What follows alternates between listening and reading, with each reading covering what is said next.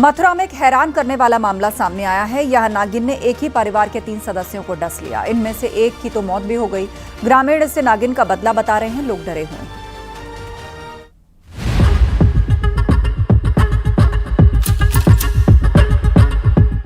क्या नागिन ले रही नाग का बदला? 4 दिन में 3 लोगों को डस लिया। नाग नागिन को लेकर तमाम कहानियां भरी पड़ी हैं। बॉलीवुड ने भी नाग नागिन को काफी भुनाया है, जिसमें नाग का बदला नागिन ने लिया है। मथुरा के एक गांव में इन दिनों दहशत भरा माहौल है। दावा किया जा रहा है कि यहां नागिन नाग का बदला ले रही है। सिहोरा गांव में मनोज का परिवार रहता है।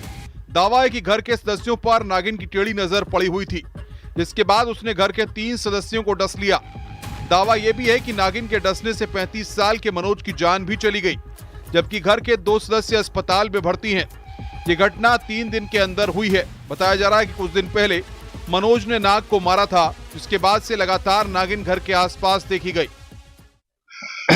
हमारे भाई उसी रात को पप्पू और हमारे जीजा जी थे दिनेश, वो अपनी बिस्तर पर सो रहे थे। उनको भी उस नाग ने काट लिया। उसके बाद हमने उसे पकड़ लिया, डिब्बे में बंद करके रख लिया। बागी वगैरह आए, उन्होंने थाली वगैरह बजाई। उसके बाद उसने बताया बागियों ने कि इसमें इनका परिवार रह रहा है उसी घर में सरफों का।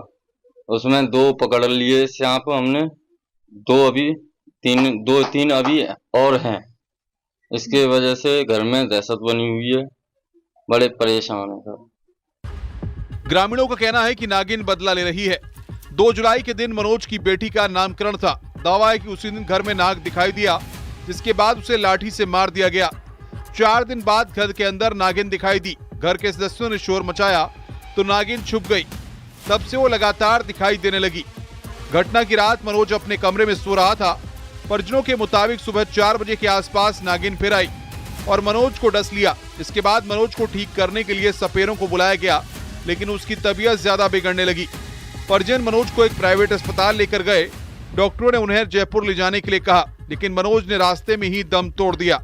मनोज की मौत के बाद उसके जीजा दिनेश घर पर आए। मनोज का भाई पप्पू और जीजा दिनेश रात में सो रहे थे।